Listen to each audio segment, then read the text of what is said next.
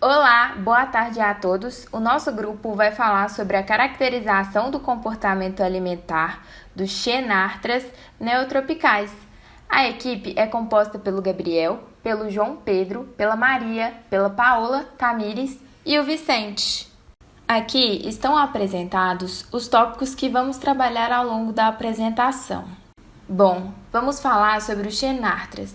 Do grego, xeno significa estranho e artron, articulação, ou seja, estranha articulação. Os xenartros são uma superordem de mamíferos placentários.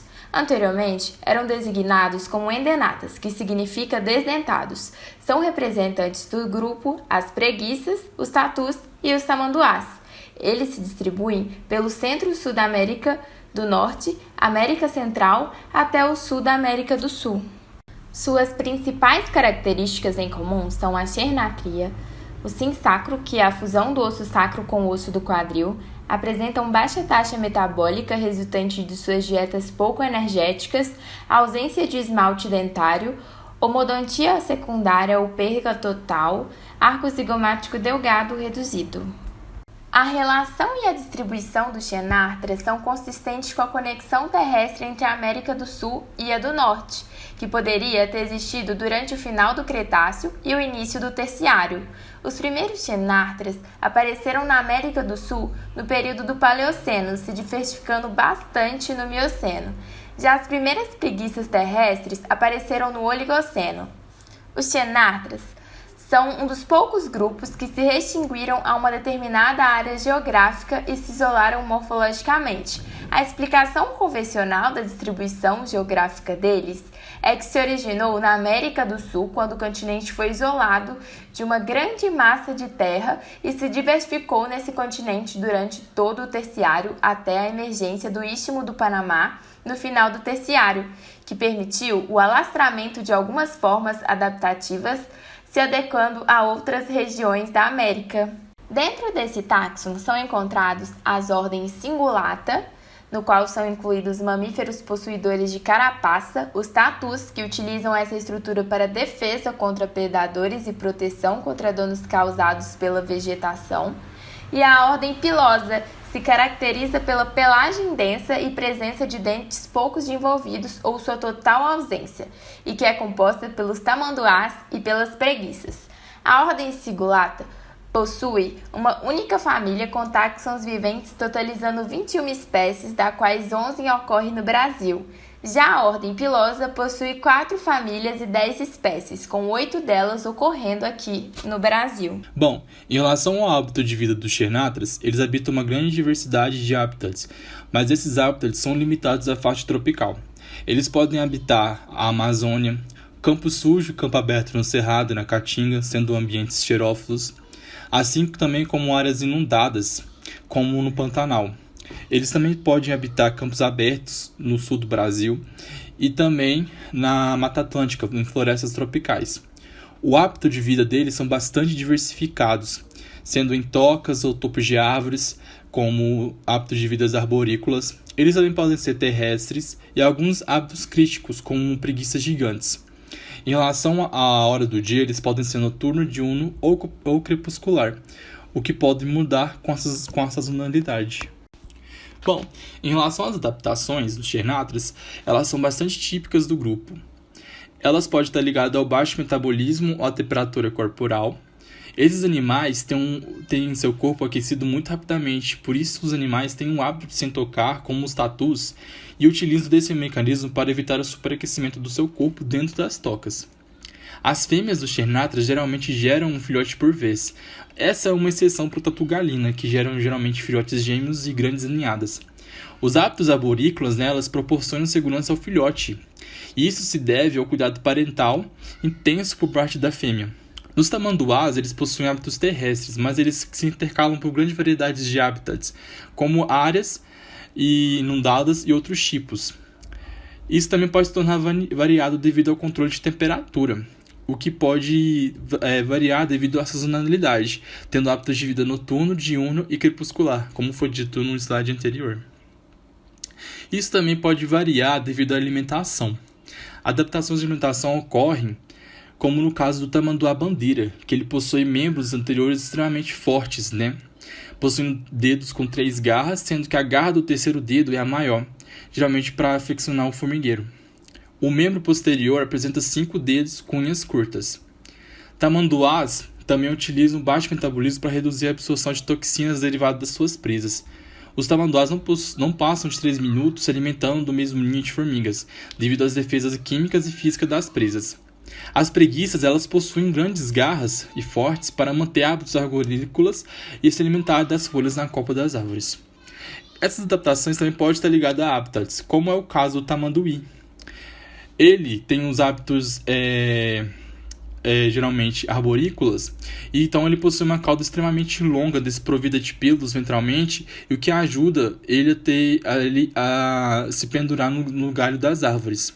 Um outro exemplo também da adaptações é a preguiça de 3 dedos, que possui uma grande flexibilidade por possuir de 8 a 9 vértebras cervicais, proporcionando movimentação de rotação de até 260 graus de sua cabeça, e com isso possui uma grande visão do que pode ocorrer ao seu redor.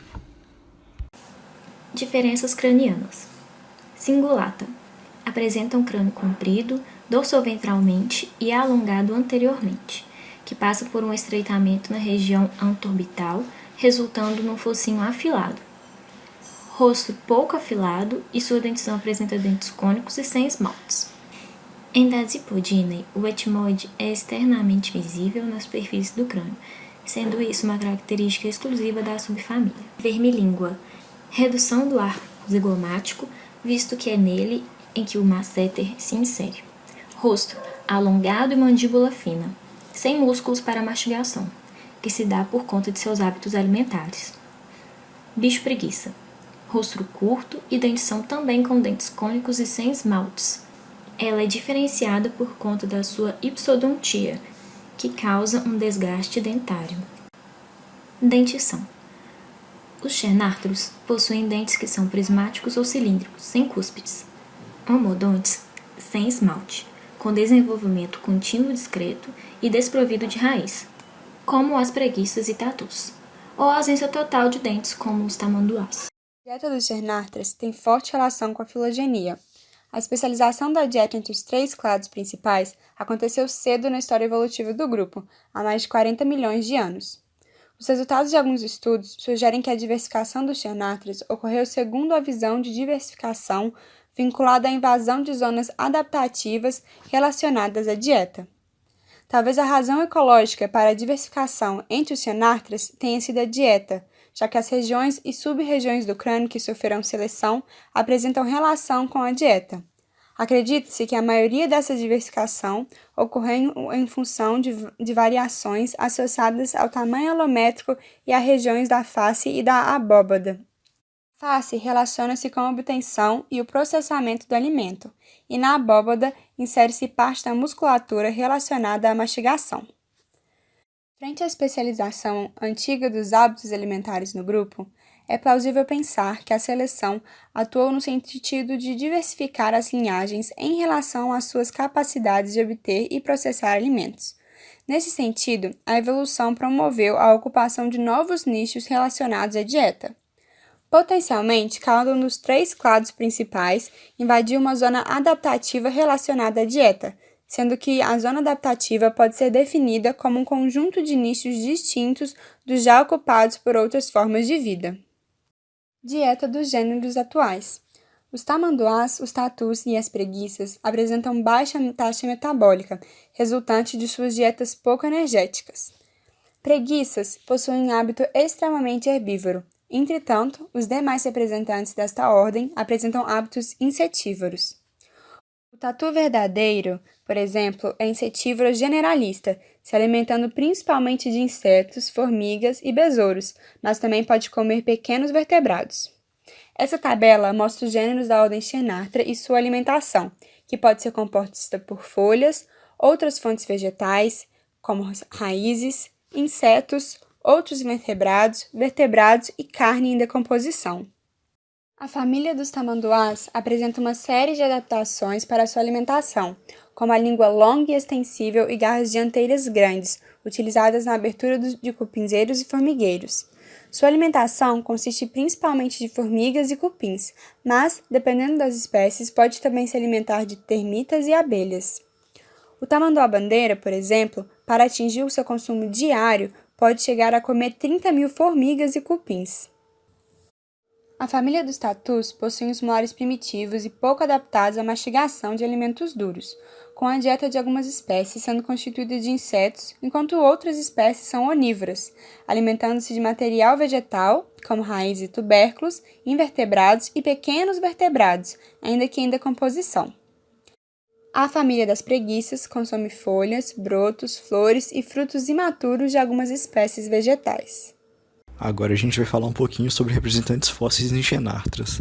No caso de folívora, a grande maioria das famílias estão extintas, e sobraram apenas 2 gêneros nos dias de hoje.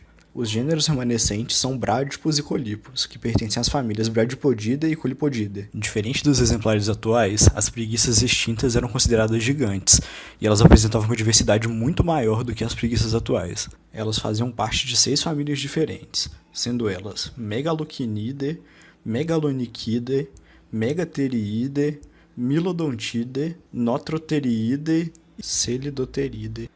A dieta dos folívoros extintos era bastante diversificada e incluía folhas, gramíneas, frutos, raízes e tubérculos. Os Cingulata apresentam o maior número de registros fósseis, e eles são os mais antigos dentre os Xenarthra. A descrição dos registros fósseis desses animais geralmente é feita a partir dos osteodermos. Um fato muito interessante sobre os Cingulata antigos são os registros de paleotocas. Essas tocas, também chamadas de crotovinas, sugerem que os Cingulata antigos também tinham o hábito de escavar o subsolo. Diferente dos folívora, em Cingulata apenas 2 famílias estão extintas, sendo elas Pampatheriidae e Pachyarmatheriidae. Dentro da família Clamiforidae, existe uma subfamília chamada de Glyptodontidae, que é composta apenas por animais fósseis chamados de Glyptodontes. Os Glyptodontes apresentam a ausência das bandas móveis na carapaça óssea, e suas proporções se equiparam à de um fusca. Em relação à dieta, ela era basicamente insetívora e carnívora-onívora. Diferente dos outros Xenarthras, os vermilíngua infelizmente apresentam uma grande escassez de registros fósseis, e por isso eles não foram pontuados nesse trabalho. Ecologia e conservação da preguiça de coleira. Devido à sua vagareza de movimentos, não são animais que fogem dos predadores. Eles utilizam justamente seus movimentos lentos e sua coloração em tons de marrom e muitas vezes esverdeadas para se camuflar nas árvores e se esconderem dos predadores. O bicho preguiça ele é um animal solitário, apenas sendo visto em duplas na época de reprodução. A gestação dura de 4 a 6 meses e os filhotes já nascem com pelos. Eles mamam por 3 a 4 semanas e desde cedo começam a comer folhas. Eles vivem agarrados às mães por 6 meses e depois disso passam a frequentar territórios diferentes. Uma característica interessante da preguiça é que ela consegue girar a cabeça em 270 graus. Isso se deve a uma diferença dos demais mamíferos que possuem 7 vértebras cervicais e elas possuem de 8 a 9 vértebras, permitindo essa movimentação. Outra diferença entre os demais mamíferos e os bichos preguiças é que essas últimas elas possuem articulações adicionais nas vértebras lombares e essas articulações também estão presentes nos tamanduás e nos tatus. Apesar da sua ampla distribuição na Mata Atlântica e na Amazônia, por conta do acelerado processo de mudança do uso desse tipo de terra no bioma, principalmente para a utilização de soja, cultivo de soja, de gado, a espécie vem sofrendo constantemente perda e fragmentação do seu habitat. E as maiores ameaças são a perda de habitat devido à urbanização e à agropecuária. O fogo e cachorros e a caça ilegal também estão relacionados às ameaças ao bicho preguiça. Com isso, a preservação da espécie, o primeiro passo é identificar esses fatores que afetam a população e a permanência dessa espécie em um determinado habitat. E apesar de ser uma espécie ameaçada, carismática e com distribuição ampla, ainda existem grandes lacunas no conhecimento sobre esse animal. Ecologia e conservação do tamanduá-bandeira. A espécie possui hábitos diurnos e noturnos, dependendo da temperatura e das chuvas que irão determinar quando sairão para buscar alimentos. Eles também são animais solitários, sendo vistos em duplas apenas na época de acasalamento e na época onde estão amamentando a prole. Eles são considerados bons nadadores e já foram vistos em cima das árvores.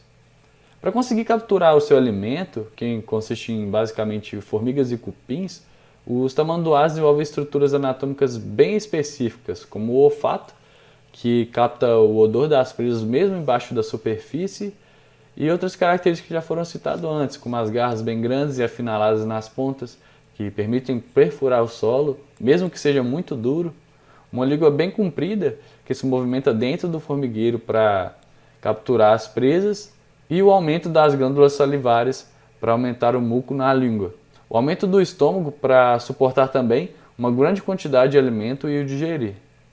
As ameaças do tamanduá-bandeira. O tamanduá-bandeira atualmente encontra-se na classificação de quase ameaçado pela Lista União Nacional de Conservação da Natureza e dos Recursos Naturais, e a nível nacional está classificado pelo IBAMA como vulnerável, o que requer que as autoridades e a população deem uma atenção para evitar a perda do número de indivíduos na natureza e não elevar, o risco de extinção.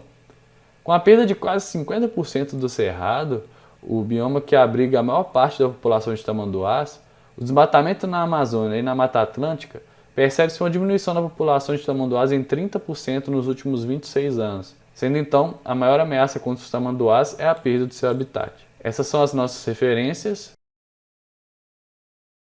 Muito obrigado!